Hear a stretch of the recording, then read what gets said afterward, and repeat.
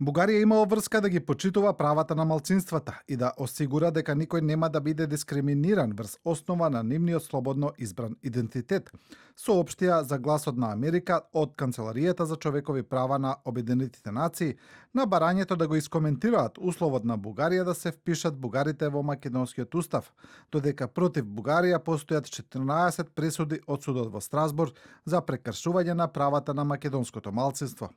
Од Обединетите нации го посочуваат извештајот што независен експерт за Обединетите нации за малцински прашања го представил до Советот за човекови права во јули 2011 година,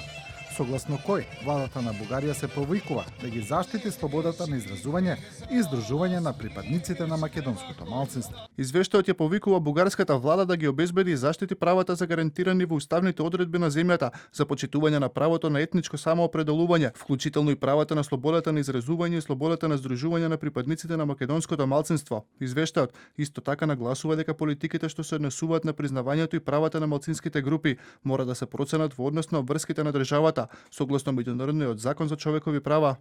Во меѓувреме, еврејската заедница и фондот на Холокаустот на евреите од Македонија се згрозени и навредени од регистрацијата на Сдруженијето Цар Борис III во Охрид, кој бил монарх на Бугарија за време на Втората светска војна. Очигледно е дека за честија регистрации на здруженија со бугарска самосвест кои носат називи на докажани соработници на нацистичка Германија.